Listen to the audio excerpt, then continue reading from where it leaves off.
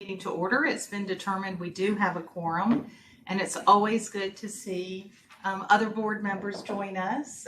Thank you for being here. I think who else is out there? DeSalvo and Haley are here, so thank you for that. First item is an action item, and we need a motion to adopt the agenda in a second. Move it. John, can we second? He's on mute. He's on mute. Landon? He's on. Yeah. Second. Okay, thank you. All those in favor? Aye. Also need to approve the minutes of the meeting on March 12th. Is there a motion? Move it. Second. All those in favor? Aye. Aye. Thank you very much. I'm always glad when you both are here so we can get that process done fast. Safety moment, David, with no barking dogs. Well, good morning, Chair Lanahan and board members. I'm David Goldberg, Director of Customer and Community Engagement, and I have the privilege of presenting today's safety briefing. In the event of an emergency, please call 911 and alert others to call security. Use the stairwell and proceed outside of the building where you will assemble at the Baptist parking lot on the corner of Ashley and Main Street. Your safety partner is to the right. Please let that person know if you have any medical conditions and be their buddy if they need help. Be aware of hazards around you, and everyone on the call, please make sure your cell phone and WebEx volumes are on mute when you're not speaking. Today's safety moment is on office ergonomics, something that I try to remind myself of all the time, as it is easy to drift away from these basic tips. The first tip is to make sure you place your monitor 18 to 24 inches in front of you with the upper portion of the monitor at eye level. Try and have 16 to 20 inches for your seat height and 25 to 30 inches for your desk height. Place the keyboard directly in front of you and try to keep your wrist above the keyboard, not resting on it. Maintain good posture with your shoulders down and relaxed and with your elbows close to your body. The mouse should be close to the keyboard, and you will want to avoid a full forward reach. Your hips, knees, and ankles should be at 90 degrees, 90 degrees, and 90 degree position with feet flat on the floor. And your armrest should be soft, because who likes a hard armrest? Well, that's it for today's safety briefing. Happy Friday, all. Thank you, David. Happy Friday, all. I've heard that 5 times as I've come in the building, so that everybody must be ready for the weekend. Jay, I want to remind everybody that there was a reason that we went to every other month, because we had so much on our agenda this year. So I want to also make sure that that the items that were put in for additional information are very important to us, and we'll ask if there's any questions on those additional items later in the day.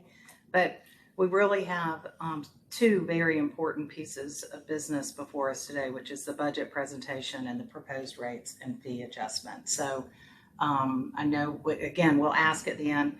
We're not saying that your report's not important. It's just right now we've got some other pressing items to have before us. So I will turn it over to you, and I guess you'll introduce Julie, or should we go right to Julie?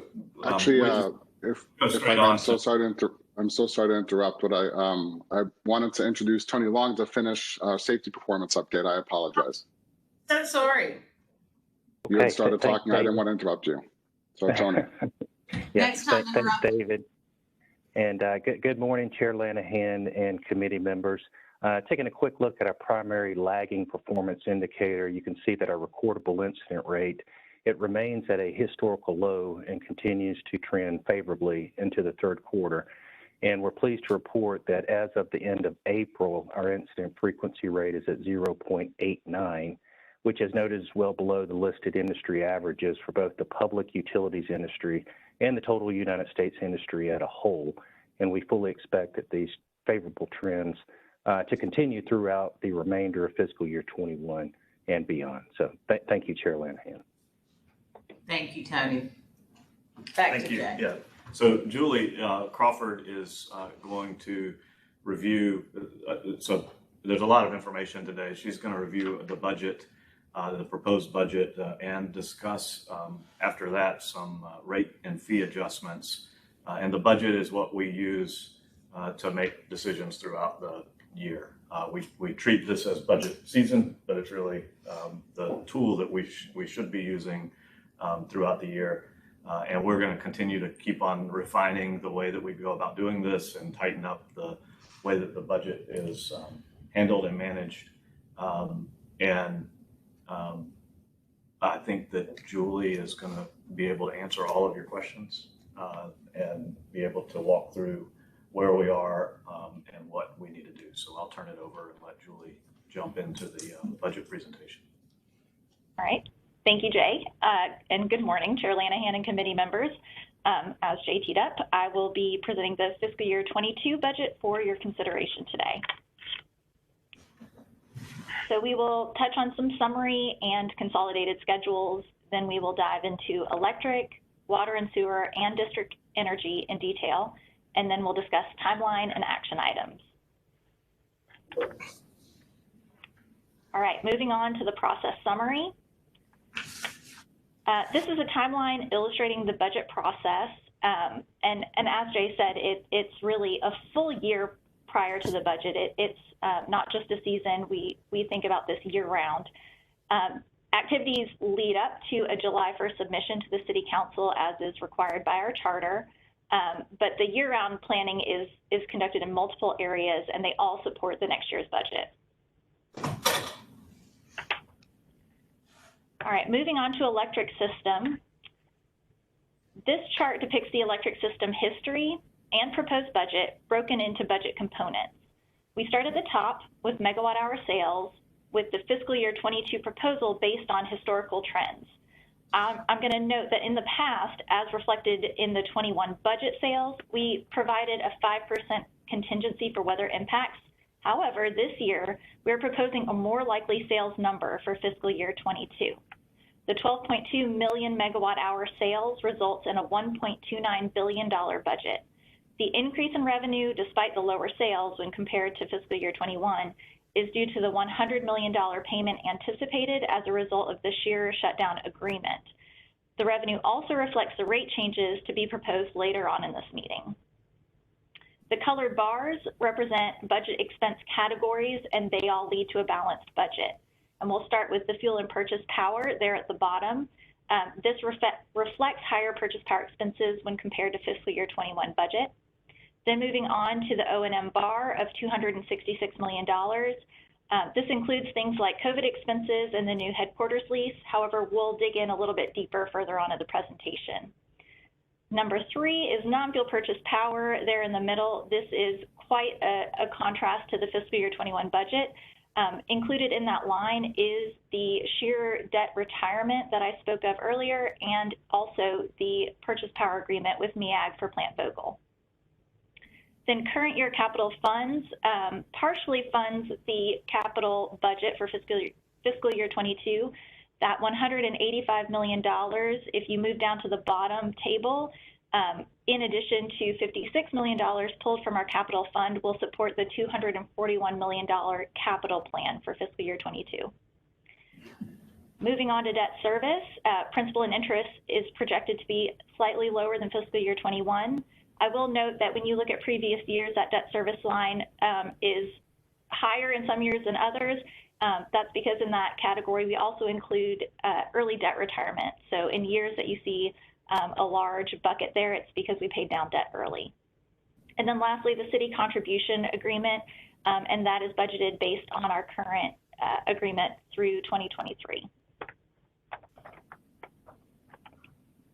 Moving on to water. This chart is very similar to the previous one. It depicts the water and sewer history and proposed budget broken into budget components. We are forecasting fiscal year 22 sales at 73,000 kgals, resulting in a $542 million budget compared to a $512 million budget last year. The budget includes the capacity fee recommendations that we will discuss later on in the meeting. The largest component of this budget is the amount allocated for capital at $233 million. Looking at the table at the bottom, this amount, along with approximately $130 million of new debt, will support the $362 million capital plan. So Jay, the 233, you pretty much focus these. This is like 7 or 8 specific projects, or is this? The capital plan, the 233 is plus the borrowing, so it's bigger than that. What total capital? What I'm saying is the capital plan includes, I mean, the majority of that plan is. That's right. Yes. 7 or 8 projects. There's a third of our capital plan is tied up in about 8 or 9 big significant projects at the plants. And then there are programs that are significant, replacement of large diameter lines and things. But each project of those is smaller. Yeah. But the biggest chunk of that is. But that third you're talking about, you have a comfort there. You've had enough time to really look at those. We've had time to look at those. Some of those costs we've done different planning, either construction management at risk or design build type programs, and we're still getting a handle on what those costs are going to be. And material prices and other things and labor are all driving up, and so we're trying to get a better handle on those. That's my concern. Is prices are moving. Yes, they are moving, and the overall capital spend. There's two issues with the capital spend. One is that we need to do these things, and it's been difficult to execute on it because of all the changes in the pricing and the scheduling. But yes, we're focused on that significantly. Okay. All right. Moving on to O&M, this includes, can you go back just one? Oh, thanks. This includes salaries, benefits, materials, supplies, et cetera. We will go over this in detail further on in the presentation as well. Debt service is slightly higher than fiscal year 21 budget. City contribution, once again, is aligned with our agreement. And then lastly, the interlocal payments, I'll note, is higher than previous years. This is because it includes a prepayment to Nassau County in addition to our annual payments to Clay County and St. Johns County. All right, now moving on to JEA total labor costs. Our base payroll expense for fiscal year 22 is up 6% versus our budget for 2021. And I'll note that our benefit line also includes $6 million in assumed incentive pay. And then the table at the bottom just illustrates our bargaining unit contract increases in detail, and this is effective through 2022. Julie? Yes. Why would the payroll expense be up 6% when all the contracts are 3.5 or less? That is a great question. I believe in the payroll expense, it also includes maybe step increases that are in addition to the adjustments and just general increases as well. I had the same question, and I presumed that it meant that we were maybe hiring more people and our FTEs are flat. So can we get a deeper dive into that? We'll get more detail on what causes that change. Absolutely. I'll get a breakdown for you. Thank you.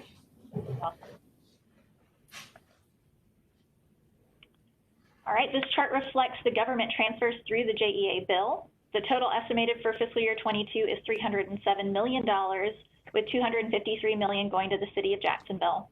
The contribution amount, once again, is based on our current agreement through 2023, which does mean we'll start discussions on a new agreement next year. All right, moving on to the electric system. The next few slides in this presentation reflect the electric system budget in detail as it will be submitted to the city. I will not go through each line item through the next couple slides, but it is included for your reference. So we will move ahead. Pausing real quick, Julie. This is the view that forced me to talk to you about where we've missed on our previous budgets to forecast, because there's some very large differentials. And the banker in me wants to dig deeper into that. What Jay has promised us is that we will have a different maybe process with budget going forward, because we really shouldn't have that much delta between our budget and our end of year forecast. That's right. Some of these are specific changes in the way that we did fuel and purchase power, for example. Some of the differences in what we did because of COVID and through that. Some of it is debt service payment type activities, but there's a large chunk of this that we are budgeting off of previous budgets, and we're going to move towards a direction where we stay a little bit tighter. We have, I think this is the right way to say this, we have been overly conservative on our budget process so that we didn't have to ever come back and miss by going over our budget. And when we do that, we miss way low. We're not spending what the budget shows. So we're gonna manage that budget on a tighter and more. But the other thing we have in this 22 budget is we've, moved megawatt sales down quite significantly. The revenue side matches up. It used to have a 5% adder for weather again, so that we wouldn't ever go over that. And what we're going to try to get to is that a budget is the map that we should use that should be accurate and tie back to it. Julie, I think that's the way that we've talked about it. Does that sound consistent to you, that weather adder was a buffer to keep us safe from going over that budget? That is correct. It was really to protect us from if we sold more. If we had a weather year where we sold more, we wanted to make sure that we could use that money for different purposes. But yes, this is reflecting a more likely scenario to happen, and that's hopefully going forward. Those deltas will be much smaller. And the question I have, Jay, I'm sorry. The fuel and purchase power we talk about too is that includes the reduction in the from 30 to we're dropping that, and we'll have that discussion in the rate area. So that change is driven by a lower fuel cost adjustment. No, but you have 12,366,000 in meg hours sold in 19. Yeah. Then in actual in 2020 is 12,184,000, and then this year you have projected 12,200,000. Yeah. It just seems like that's pretty conservative. It is still keeping that flat is conservative. Yeah. It was even more conservative to put a 12.8 like we did. Yeah. No, I agree with that. We're not, that is conservative. That's flat. It doesn't. You've had growth this year. We've had growth on the residential side. The commercial, it's been a weird year because of the commercial changes and COVID. And so we'll have to see what happens. Yeah, good point. Good point. Okay, Julie, thank you. All right, Julie, no problem. explain to me what other revenues are. It's 123 versus 25 budgeted last year.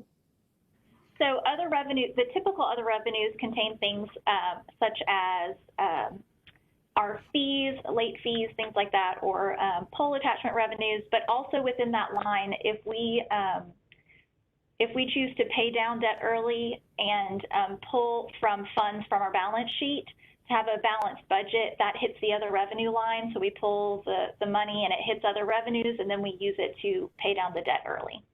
Thank you. You're welcome. All right, moving forward to the fuel mix.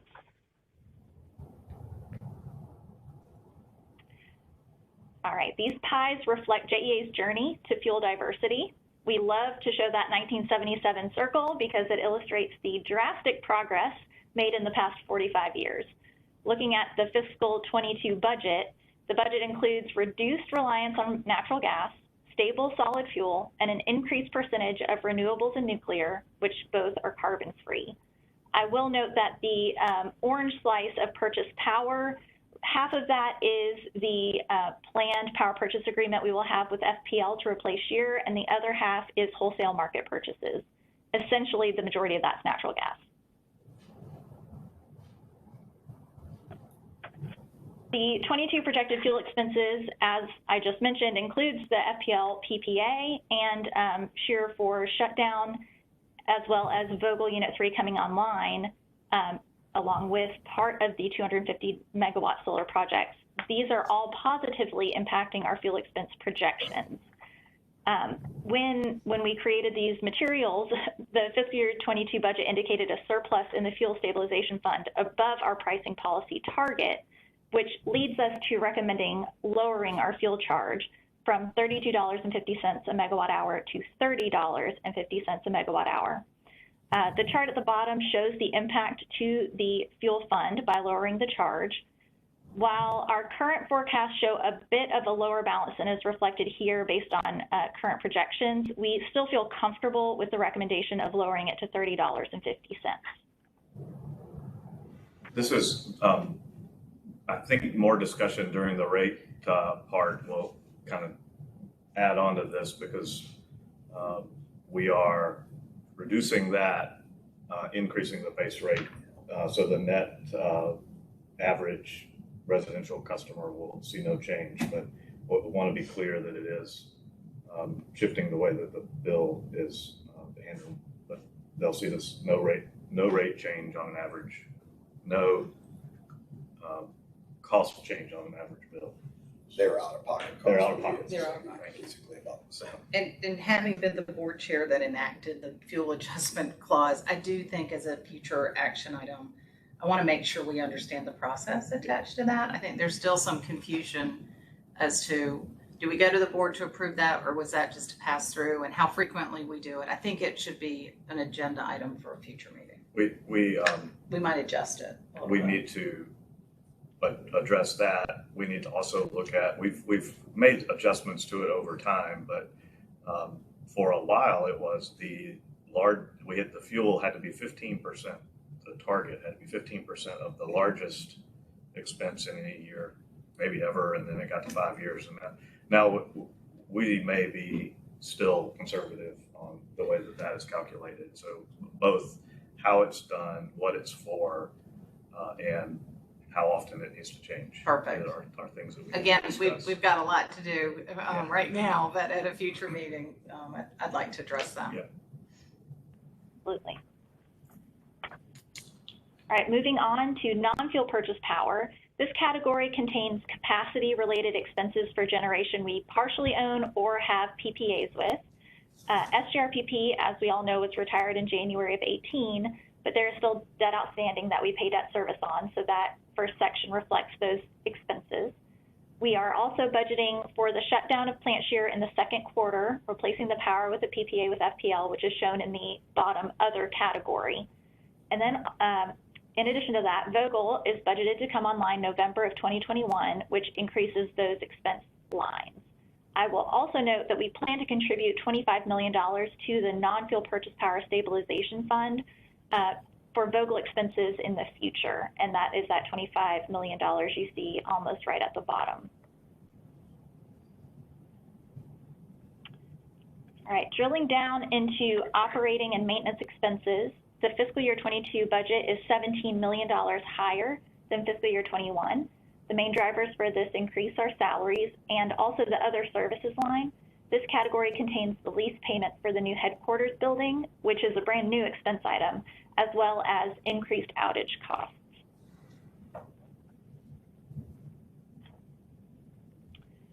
The proposed electric capital budget, as mentioned before, is $241 million.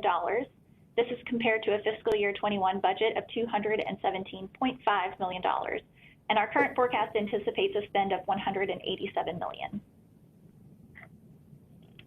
The $241 million will be funded with a combination of current year revenues and funds withdrawn from the capital fund.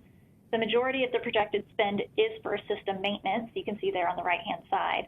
The fiscal year 22 large projects include $30 million for the new headquarters, almost $10 million for the 69 kV rebuild, and $9 million for work done at the Kennedy Generation Station. And a full project list is attached in your supplemental information.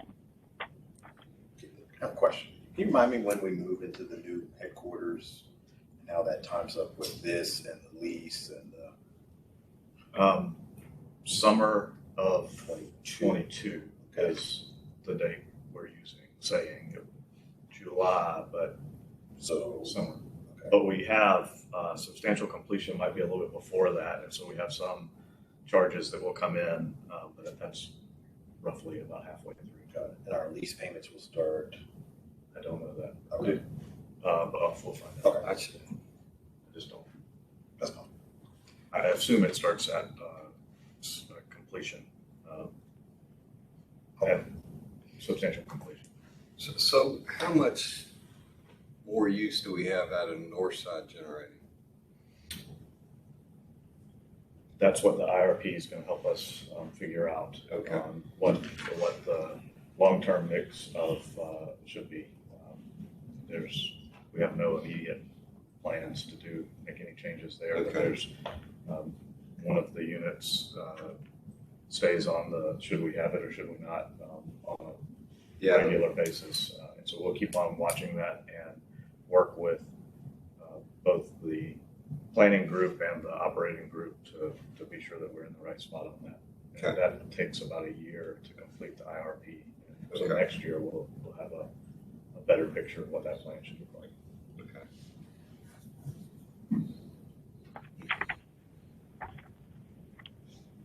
All right, moving on to metrics. The fiscal year 22 electric budget results in favorable financial metrics. The liquidity is down a bit due to us pulling money out of the capital fund to pay for capital. However, our debt to asset ratio improves drastically, and that is in part due to the debt retirement for Plant Shearer.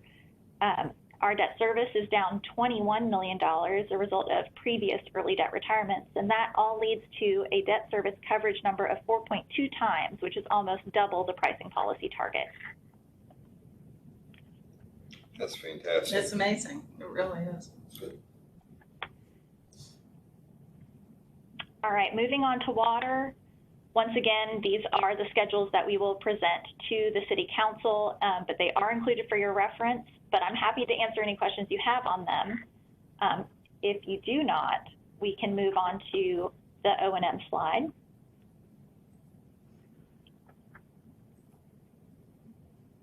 So for fiscal year 22, the water and sewer O&M budget is $4 million higher than fiscal year 21, and that is mainly driven by salaries and shared services. Within the shared services line is the water and sewer portion of the new headquarters lease payment. So this one's pretty stable. All right, moving on to capital. We are proposing a fiscal year 22 capital budget of $362 million. This compares to a $328 million budget in fiscal year 21 with an anticipated actual spend of $235 million. That's the one that we're talking about. It keeps moving up, driven by cost increases and additional requirements, the surface water discharge and other things. So the 5-year plan is also increasing, and that's going to have some pressure on us over the next couple of years. Absolutely. All right, moving on to the water, wastewater capital budget sources and uses of funds. My screen might be frozen. I think one more, Eric. There you go. Of the $362 million, $232 million will be funded with current year revenues and capital fund balances, and approximately $130 million will be from new debt proceeds. And this amount is subject to change based on the actual project execution. And while the majority of the amount is for system maintenance, a very large portion is also for system expansion, specifically the $29 million for the Southwest Water Reclamation Facility expansion and for the Greenland Water Reclamation Facility. And once again, this budget results in very favorable metrics, significant days of liquidity, a slightly improved debt to asset ratio, and just slightly increased debt service, leading to a debt service coverage of 5.6 times. And I believe our pricing policy target for the water side is 2 times. So that is very, very good. Great job, guys. All right, moving on to district energy. We'll discuss the DES system straight from this schedule since it's much more abbreviated than the other systems. Fiscal year 22 budget revenues are lower due to the termination of one of our customer contracts, but generally everything else is stable. Staff is currently reviewing the rates for our DES system, and we will bring those recommendations at a later date. And the DES capital budget stands at $5.6 million. And once again, you can find that detailed project list in your supplemental materials. All right, and then the rate stabilization fund schedule shows the anticipated fund activities for each of these line items. I will draw your attention to the fuel line. That fuel stabilization fund is what we reference as in our pricing policy needing the 15% of the past 5 years highest fuel expense. And that non-fuel purchase power line, that is where we are contributing the $25 million to be held for future year payments for Plant Vogtle. All right, moving on to timeline. Staff will present a summary view of the fiscal year 22 budget to the board at the May meeting. Then it will be submitted for approval to the board in June, and then it will be delivered to City Council before July 1st. And I believe that concludes the budget presentation, and I'm happy to answer any questions. The only request for follow-up, which would be appropriate at the board meeting, is that 6% salary increase, Julie. I mean, before we move off of the budget, this is not our action item today. So I just wanted to make sure, did anybody have anything that they thought would be beneficial for the board when we present at the May meeting, other than that clarification around the 6%? Yeah, and normally in a board meeting, the committee would just be a summary. This particular topic we'll pull out and do an abbreviated version of this presentation to the full board instead of just letting you kind of run through what happened at the committee meeting. Yeah, I think that is important. Yeah. But it will be abbreviated, and we'll answer that question. And if you have questions between now and then, you can call and let me know. We'll respond to those as well. Great, thank you. All right, let's and talk. to the chair, this is Joe Orfano. That salary increase is really focused on water and wastewater, and we'll get to the breakdown there, but that's due to headcount increases to carry out this higher capital program in water, wastewater. But we will confirm those numbers. Yeah, I looked for headcount increases, so yeah, just show it to us because I didn't see it. You bet. All right, thank There's you. a 10% increase on the water. It's 10%, correct, Jay? Water, sewer, water and wastewater side, but we can explain the headcount number to you. I know. It's not here. Okay, it's not in here, but that's okay. You can explain it to us later. Thank you. Perfect.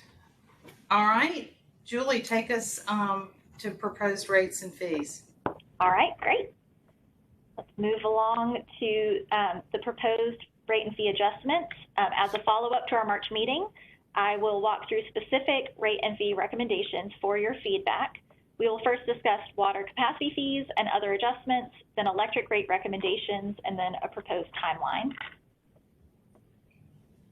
More specifically, I'm going to pause right here because it's really important that board members who haven't been through this process understand that there is a very robust public hearing process that allows everybody to come share their thoughts with us. So that's in the spirit of transparency. I think that is a very important part of this process, and I'm glad we're going to follow through with that.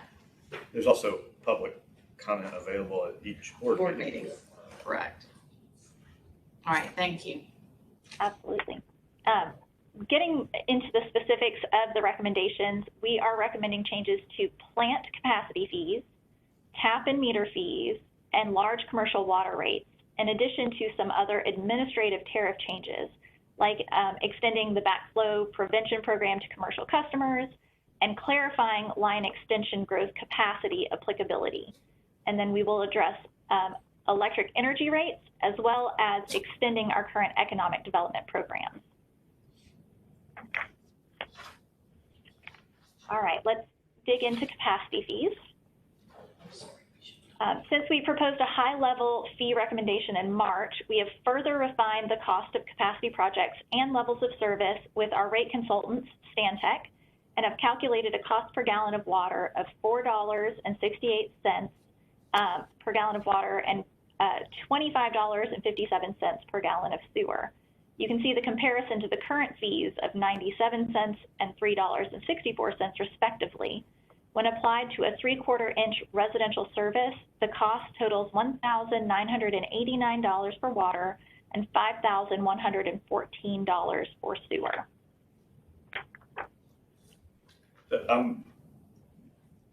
It's been 15 years since these have been adjusted, and I don't expect it to be 15 more years. We'll do this more regularly so that these increases are not as dramatic.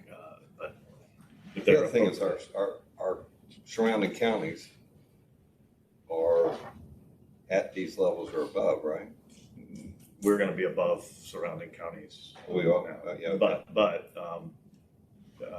we have the need and the growth, and some of the utilities in the counties are not growing and don't have the same issues. Okay.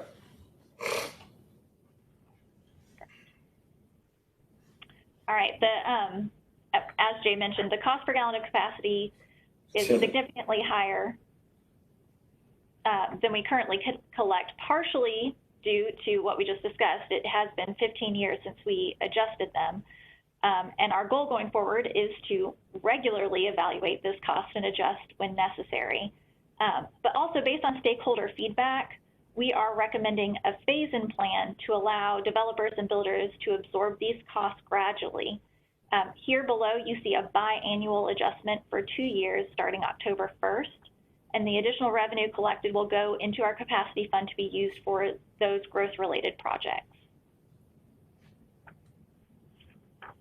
Thank you for doing the outreach to the people that this is going to impact. I think the 2-year phase-in is appropriate, and I think that was a good solution. Thank you. Yes, that was definitely overwhelmingly the response that we heard back was that it's certainly doable, but this would definitely help phasing in, helping them absorb it.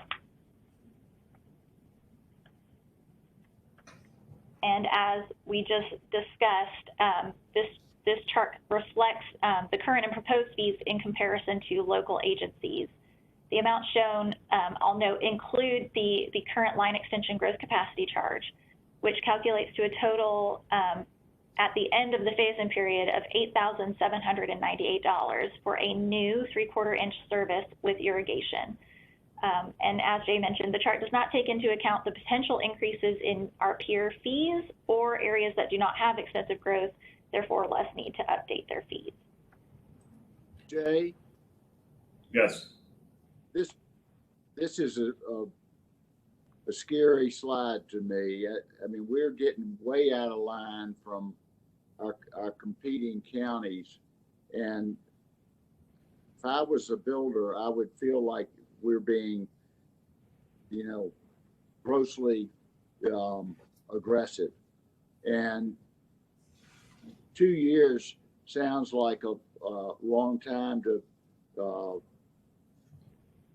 put this in, every 3 months or 6 months or whatever it is. But it's a huge increase. And I would sure like it if we could make it over 4 years or something like that. But because I just think this is, it's our fault for not raising it for 15 years. And maybe if we had, the others would have as well. But I just think this is too much of a shock. Let us consider what the impact of that would be and what the cost shifting would be as well, because it's the revenue is necessary. It ties back to the math. That's the phasing this in. I think has been received okay with the builders, but we'll follow up and be sure that they've seen this presentation and are aware. The Northeast Home Builders Association are aware of this, but we'll take that into to try to figure out if there's a way to spread that out a little bit longer. Thank you. And I think, as I recall, the last time we did this, others followed quickly. So it may be of interest to see what the pattern of increases have been across our peer group. If they haven't increased in 15 years either, and I don't know what their history is. If they don't have any capacity needs, then they may not have They any have to need. change It- right? Yeah, I mean, Roger Osteen's been involved with Jay on this process, and he feels pretty comfortable, doesn't he, of what we're doing? Well, it seems like the responses that we're getting have been okay in that from the home builders. And Yeah, I mean, John, I mean, he's reaching out to all the builders. And one phenomena that's today different than when I was growing up is most of these builders are national builders. All they want are lots. And if they believe that this will help them get lots, I think they're pretty positive. But I talked to him yesterday, and we're not getting Pushback. the negative pushback that I think I expected it to be a lot more negative pushback. And to your point, that this was a big increase. It is also the reason we went back to Stantec to validate that the thoughts and the numbers that we were using and looking at were that we were addressing that appropriately. But we'll look at it and be sure that we consider all those options. And there are a couple of growth areas in this slide, so maybe we don't search everybody, but let's go to some other. There are, Clay County and St. Johns County are growing as well. Yeah, I was going to say, you're also looking at our changes in isolation of everybody else's. So we don't know what they're going to do. That's right. So it does look dramatic, but we don't know what they're doing.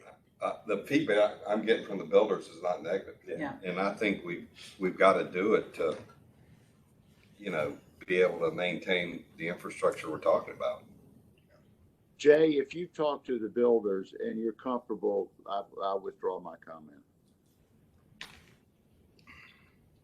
Yeah, well, we need to be sure of that. That's a reasonable question, and we need to be comfortable. And we will come back with the appropriate recommendation for the board to consider, and we'll make that work. So I don't know that we need to withdraw the comment so much as just verify and be sure, because it's a big slide change. It is a big difference.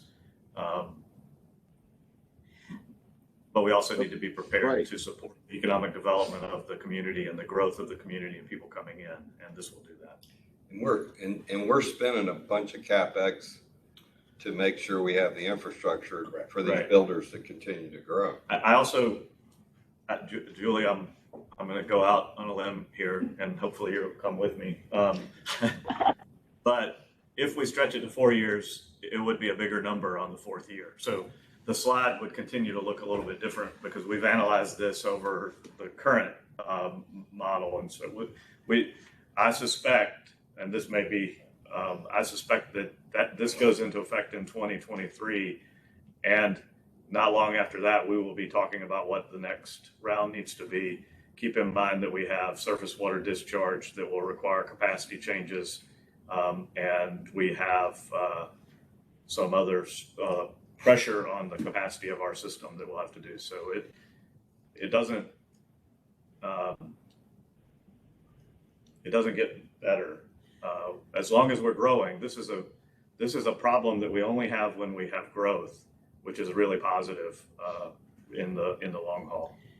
And this is a local view for the Northeast Florida, but having just been in Southwest Florida with some home builders and some developers, it'd be interesting to see what their fees are. They're significantly higher than these. And if already there. Yeah.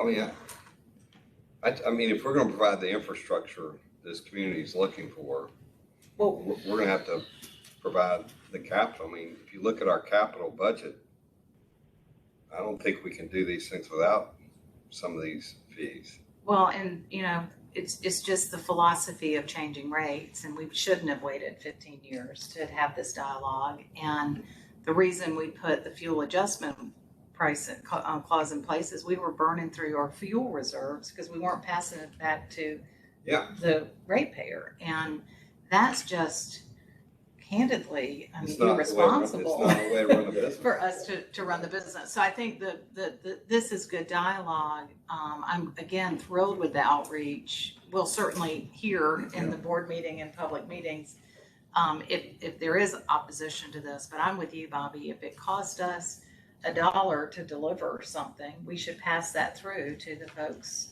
as opposed to absorb those expenses ourselves. And we don't absorb expenses, we charge other customers for. Right. And that's That's even the- more that's the important. problem. That's the worst part. That's the big thing that it needs to be thought through is we're charging other customers for this. That's right. That's a big, you got to think about it. So my point, John, is Roger has been working with Jay and other home builders have been working with Jay and the team, and it's just not right for others to pay. It is the way that we got to the 2-year phase in was through discussions with the home builders. But, All right, but we've got lots of time ahead of us that we can continue this dialogue. So I'm going to turn it back to you, Julie, if that's okay. Of course, sure. We'll move on to tap and meter fees. Similar to the cost of capacity, the cost to tap a line and set a meter has increased over the years. So we are recommending updating these fees to cover our costs. The recommended fees for a 3/4 inch service is illustrated in the table, and the recommended fees for all sizes are in your supplemental section. The set fee is approximately increasing by $100, and the 1 inch tap is increasing by approximately $700. Moving on to large commercial water. Currently, our water fees for commercial customers are delineated between under 10-inch meters and 10 inches and above. The cost per 1,000 gallons of water is 25 cents less than a smaller meter for these large meters. And this discount is not in line with the cost of service or the cost of water, and it does not encourage conservation. So we are recommending setting this rate, the rate per 1,000 gallons, to the rate for the smaller meters at $1.49 per kgal.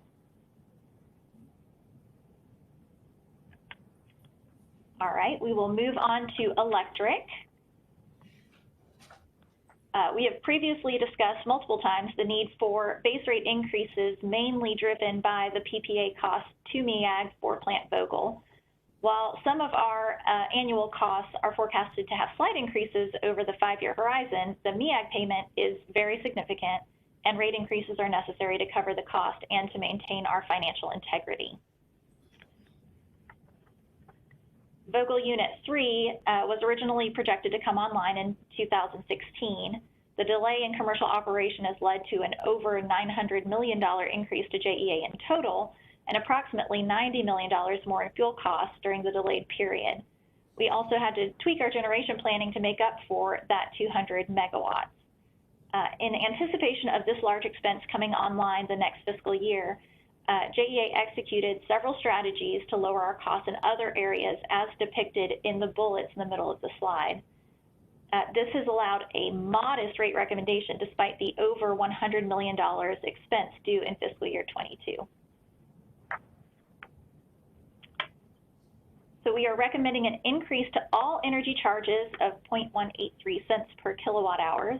When combined with the fuel charge decrease that was discussed previously of 0.2 cents per kilowatt hours, a typical residential customer will see no change. So the total after taxes and fees is exactly the same for your typical residential customer. And thank you so much for paying attention to the ratepayer through this recommendation. I mean, that's important. I mean, if you look at our revenues going out 2 or 3 years, I don't know if it's enough increase. I really don't. it will not be the only increase, but it makes sense to do this way because we have a cost of service analysis and study moving forward over the next year that will help define what the ongoing cost should be. If we, and this will cover our cost, this increase will allow us to go another year without having any direct residential impact for that average customer. But ultimately, But it is coming. It is coming, and I don't, and I just don't know if we don't want to get in front of this thing, because if you look at our revenues for the next 2 or 3 years with Vogel coming on, we're fooling ourselves not to say this is what we have. I mean, and I don't want anybody to be surprised that this thing could go up quite a bit versus phasing this thing in the right way. And I think that's what this does, is phases this in. This is the increase on this one matches up with what we need. And I think when we talk about it and tell people what we need and when we need it, even doing something slightly more, we'll still have significant structural changes next year, and we can make the adjustments at that point. I think Okay. That's the recommendation. I think the recommendation would be, to your point, Bobby, that there's a really good cadence of reviewing what our rates should be. And I think we've increased rates in the past. We've left it alone for a while. And I think we probably need to have a better cadence of reviewing those. But there's so much, to me, there's still a lot of variability, and I don't want to raise rates until we have some certainty on some of those. But all I'm saying to everybody is, let's not be fooled here. If you look at 3 or 4 year revenue case with Vogel coming online and the cost of Vogel, it's real. We're going to have, unless we continue having growth in this community. And it's not, I don't think it's just Vogel. I think we have increasing cost of materials and supplies, and the O&M piece of this, the capital piece of this. And that's why we have to have the long-term plan in place. And I don't want to we want to get the right increases at the right times, and have that. So there'll be a longer-term plan coming out of that cost of service study that will define where we need to be. Well, and that goes back to messaging too, right? So if we're with our hearings and with our dialogue, if we tell people, and there might be more coming, I think that's appropriate. I wouldn't say might, I would just say there will be more, and the board will, along with the leadership, will evaluate what we think those are going to look like. But I agree with Bobby, let's not fool people. Let's just say, here's kind of what it is. It's coming. And inflation is, I mean, if you look at these numbers, inflation is, and who knows if it's sustainable, but what we've seen in the last 6 months, if that continues, I mean, for the cost of building anything, electrical or water and sewer, we just got to be, I just want everybody to be aware that costs are going up, and I don't want to be, raising rates in a storm. Right. Yeah. So if we can do it now where it's comfortable, I think it'd be a smarter thing. And I'm just. We considered that and felt like this was the most appropriate kind of course of action at this point, with the other changes that are, with all the other changes that are ongoing. I think this matches. Jay, what is the expected increase in the out years? I mean, are we looking at oversized increases that are going to be necessary? Not oversized increases. Considering the forecast that we've got now, they're reasonable. I think we had some 1%, and Joe, I think that was kind of the ballpark. It was not huge increases. 1.5, Jay, correct. It's in that range, but again, we think the O&M spend needs to be looked at, as well as capital, and we need to tighten our forecasting to give the board and Finance and Audit Committee a better idea of what these increases are. I think there's a little cushion in there Yeah, I just think there's too much variability in future years to do much more than what we're doing. And I agree that we need to just, again, have a regular cadence of reviewing and preparing the community that we're not gonna be one and done here like we have been in the past. I mean, this is something that's gonna be ongoing based on all the variables that we've been discussing. We still are providing, regardless of there'll be slight increases over time. And some of that depends on where all the costs go. But the value that we provide is still really high. And so we're going to keep on discussing that and understand what this impact is. Because it's also, we're talking about a residential bill here, but we also have to watch what we're doing with commercial and industrial in a time whenever we're not exactly sure where commercial and industrial is going to land. We need to be sure that we're thinking about economic development as we move forward too, and keeping it balanced, and then for commercial and industrial, being able to forecast out for several years what that's going to look like, I think is also beneficial. It's going to give people that are running businesses a better view of what the numbers. I think that makes more sense right now. The big push next year is the cost of service analysis on the electric side in particular. It's complex. It hasn't been updated in a long time. The structure hasn't been updated, and we've got to get the right charges in the right place. And that is a complicated process that Julie's and Joe and Julie's team are kicking off now as we move forward.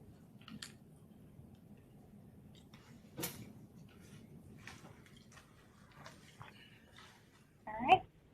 If we can go to the next, I think this reflects a little bit what we're discussing. It illustrates bill impacts for all customer classes, so you can see the impact to commercial just with this change. And really the takeaway here is that all bills will be equal to slightly lower, but it still results in that additional base revenue. All right, moving on to timeline. This details a little bit of what Chair Lanahan was speaking of, our robust process for rate changes.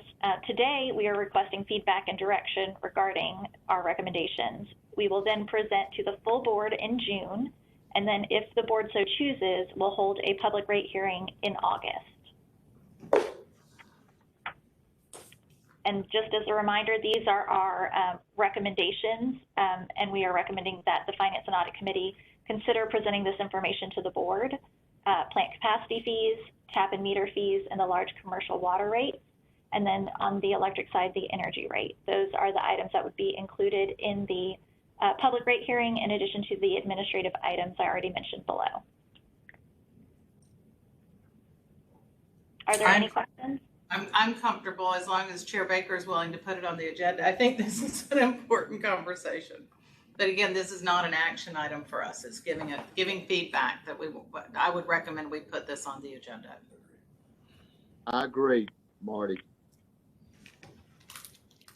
Thank you. Thank you. 2 of them's not too much sugar. Not too much. Stop. All right. Lots to talk about. Steve, we're going to pass it to you for an audit services update. Thank you very much, Chair Lanahan, committee members, and attending board members. Yeah, we'll take a few minutes here to talk about what's going on in the audit services group. I'll mention, preface my comments throughout the presentation that the basic format here is roughly what you've seen in past meetings, but we have some new content that I'll point out as we move through the pages. And we'll start with enterprise risk management.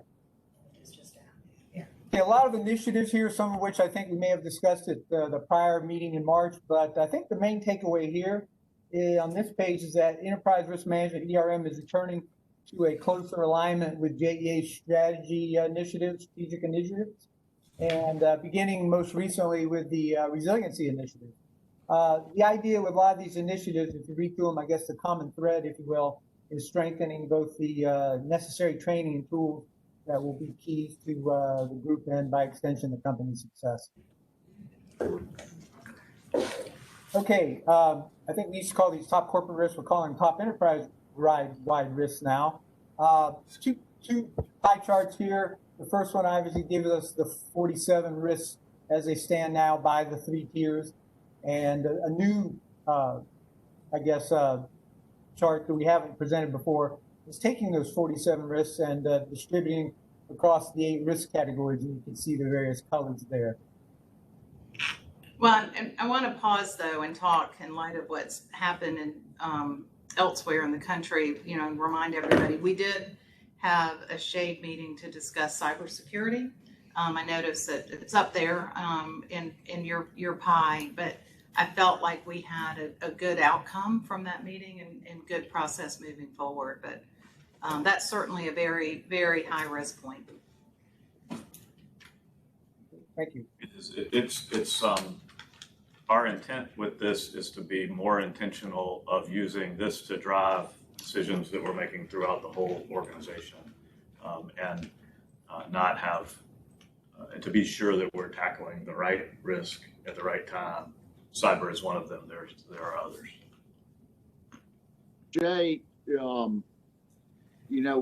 one thing that came out in the conversation about cyber was that during the sale process, the recommendations we had gotten, I think from Deloitte, had gotten dropped and not followed through. I would like very much to have cyber be something that we look at regularly, and if we could put that under the auspices of the governance committee, so that that's something they regularly look at, I would appreciate it. I'd like for you to consider if that's a appropriate place, whether it's appropriate to do it out in the open or whether we need to be in shade and all that. But we really need to have this on the radar on a regular basis, please. I agree. Yes. All right, great. Continue, Steve. Thank you. Okay, speaking to cyber, if you look on the right-hand column, we have 2 cyber-related risks, information protection and business disruption. I remember Bobby mentioned at the March meeting, I think we chopped it a little short. We stopped with the top 10, which would have been primarily the left-hand column. But as you can see here, there are 26 of the 47 TERs are Tier 1 or Tier 2. What I'll say here is that going forward, this new strategic alignment with ERM will be the new risk working committee, the executive oversight group, and ECRC, as well as the risk owners. And obviously, there's a lot of overlap in those 3 groups. But the idea is that what we want to do, some of these scores, I think there's some opportunity to restack these, if you will. I think they all will remain Tier 1 or Tier 2. Maybe something would jump up to Tier 3 or vice versa. But by and large, I think there's an opportunity in the coming months to revisit these scores and kind of see if we have them stacked in the right order. But certainly, cyber is on the list. You can see some of the others that are noteworthy there, kind of a interest list of the things that are going on within the organization. But we will, like I say, revisit these and have these, and over time you'll see these probably restacked as we present them at different meetings. And Steve, I'm gonna say a little more aggressively. I think these aren't in the right order anymore. These are not updated to match up with what we've got. We have a new surface water discharge has changed, and so I'm not sure that risk is in the same level. And then I think the second piece of this is what do we do about this? So carbon emission mitigation and renewable energy standards is apparent on this list is our highest risk. But I'm not sure that we've done all the things that we need to do. I'm not sure that really is our highest risk anymore. And a lot of these things will change because it hasn't been updated with the way the world looks now. So. Well, when we get through some of our other agenda items, maybe we should do a deeper dive into this is too, yes. I will not ask you to come monthly, I promise, every other month.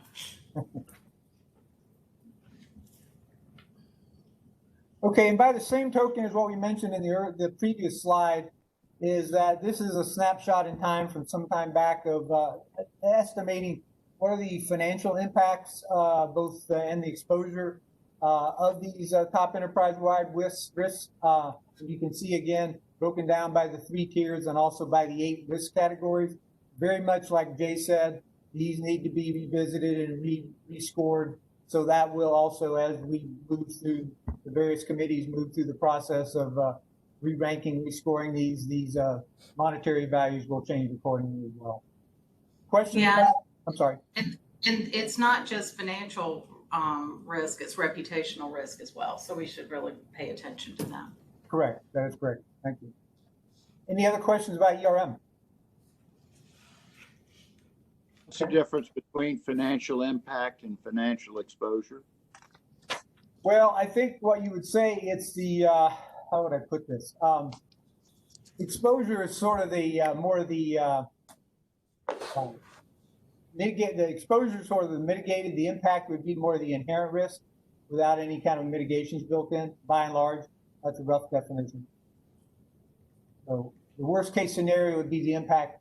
The exposure would be after the mitigations that are in place to help lower that risk. Thanks. Okay, internal audit. All right, this is a fairly straightforward slide, just kind of segmenting our FY21 audit plan, kind of what we were doing and what we completed, what we still plan to do, what we're postponing. One thing I'll mention here is that one change since we actually put this slide together, as we determined in talking with the supply chain team that we're probably better to give them a little bit of time to work through some of the P code and some of the other consulting recommendations for the procurement services audit that we were planning to start. What I will add, though, is that actually this procurement services audit is the 4th and final of a group of audits that kind of break up that whole procurement supply chain area that we've done over the last couple of fiscal years. So once we finish that, we'll have looked at kind of what they'll say coast to coast, the entire procurement processes. And when again, at the bottom in green, we are on track to complete the plan, the necessary updates as we've mentioned.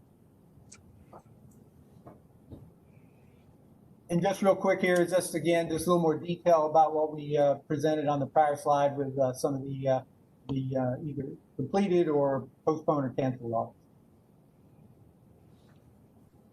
All right, this is actually a new slide. This is based on COSO, the Committee of Sponsoring Organization.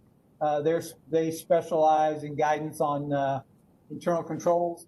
So so we wanted to build in some taking those. We currently have 34 open audit report issues across the organization, and taking those 34 and looking at them across the COSO control types, which are compliance, information technology, operational, and reporting. And then accordingly, under each one of those, then looking at the core business activities. Is it related to management? Is it related to policy procedures? Is it related to process improvement or segregation of duties? So you can see how those 34 are open issues are spread across those categories, and then with each one, how they're further distributed. Okay, now we're going to actually move on and talk about, we've got 3 actually different categories. The status of an open report issue. It can either be on time, which the bulk of ours are. It can be on an issue watch, which I'll explain what that means in a minute, or it can be past due. And we actually have one past due. We've had the same past due item that was here when I got here, remains with us still. It's at the bottom of this page. It deals with MEAG, some cost accounting that we needed from the MEAG folks. Obviously, it's a long story behind that. It has sat out there for a while, as you can see by the due date. It's been somewhat inert. Our plan, something that Lee Montanez, our internal audit manager, and I spoke with Paul McElroy about.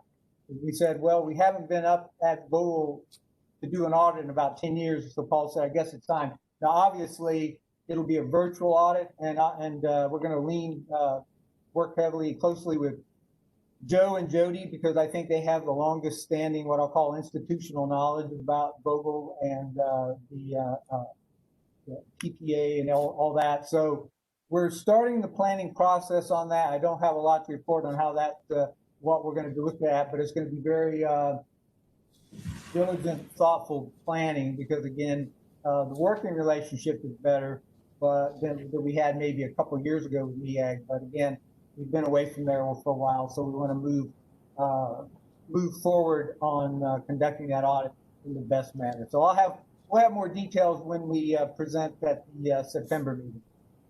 Hey, Steve, just real quickly on the MEAG audit plan, my understanding is it was really operational cost. Once the plant got operational from an owner's cost perspective is what was going to be auditing. So that past due date is maybe a little bit deceiving for the board to understand because it's not, units 3 hasn't gone online yet. So these were going to be owner's cost, is my understanding, which includes the operational cost once it becomes operational. And so maybe you and Joe and I need to talk a little bit offline as to what the true action plan is there, and whether or not we're going to be able to get this conducted prior to the units 3 and 4 coming online. Yeah, and thank you. That's correct. Steve, this is Joe. Just through the chair to Jody, Steve. This is really common costs that have been put in with unit 3 and 4 that are also being used by units 1 and 2. We want to ensure that these common costs get allocated properly so that units 1 and 2 are paying their fair share of these facilities, equipment that have been put in that are common to all 4 facilities. So that's kind of it in a nutshell. Okay, thank you. Yes. And again, internal audit, like I say, we haven't looked at this in 10 years, and I wasn't here to kind of know the backstory on that initial audit. But again, we have a lot of material we have to research and talk to a lot of people before we proceed on this. But again, we'll have more information as we go. Okay, what I'm going to do, these next 4 pages, as I was mentioning earlier, we have the, I guess what I'll call sort of the intermediary phase. If an item is not past due, which we've only had the one, or if it's not on time, like the other 20-something, a handful of them are now issue watch. This is a tool we've used a couple of years. I don't think we've actually introduced it to the committee until now. But what it is the auditors in charge, whoever issued the report, when they issue the report, they're not done. They obviously also have to speak with and check on following up on the action plans to clear the items ultimately until the last one out of the report clears. But if there's some indication that there might be some slippage in meeting the target date, that's when it's an auditor's judgment to put them on issue watch. So these on these next 4 pages fit that category. So I'll just speak real quickly on each page to something that's common to all the pages, but just to kind of move us through the slides. So the first one here is, again, like I mentioned, the definition. And the one major issue that we have of the 34 relates to meter services, relates to some of their requirements on meter options and the flow improvement plan. So that's the couple things I want to mention there. The next slide is just to mention that across the 4 slides, if you focus on the current due date, these are in they are in chronological order. Page 1 has the oldest item, and obviously the last item on page 4 is the newest item based on the current due date. On this page, common to all 4 pages, I'll notice that if you notice the action plan status comments underlined, it's basically the driver of what might be causing the reason for it being on issue watch and not tracking more closely with its agreed upon target completion date. So we have some underlined text under each of the issue watch items as well. And on this final page, focusing on the very first column on the left, issue risk is, again, we stack those from page 1 to page 4 in issue risk order. Obviously, that on page 1 had the major issue. They worked through all the way through significant to moderate, and if there's nominal, if there are any. So those are how the 4 pages work. Questions about internal audit? Okay, real quick on the last section, forensic audit investigation. Just 2 things real quick here is a little more than we've given in the past about open cases. Obviously, we can't speak to them too much because they are open cases and subject to being confidential until the final report is issued and made public. But we can at least disclose, if you will, the cases by allegation type, and you can see those on the bottom right-hand corner there, the distribution among the allegation categories. And then also the 2 pie charts, just to mention that the primary allegation types track similarly in the current fiscal year that they do historically. The same ones, fraud, theft, and abuse, conflict of interest, and discrimination, harassment continue to be the allegations that we see most commonly. This next page is also new. We really haven't had any kind of what I'll call critical mass on OIG-related recommendations that are reported to or related to JEA. But we did have last year a group of 11 related to the ITM 12719. The Supply Chain Services Group is tracking well. You can see the distribution of either is it updating a current procedure or form, or is it creating a new process, the 11 issues and how they're distributed there. So again, supply chain, they are doing well at the meeting. I believe they're all on a 9/30/21 target date for completion.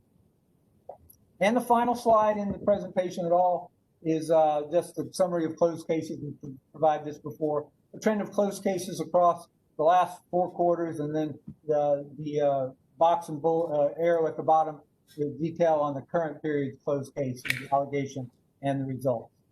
Questions about the forensic area? And that is all I have. Thank you. Great, thank you, Steve. Any questions of Steve? The only thing I'd say to Jay and to Joe is to follow up on plant year.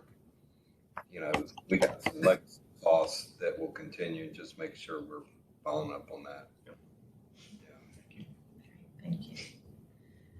There were 3 packages put in our board book. It's additional information. Did anybody have any questions or comments regarding the ethics officer's report, the reserve fund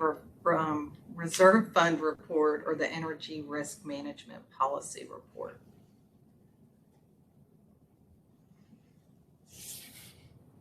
Thank you very much.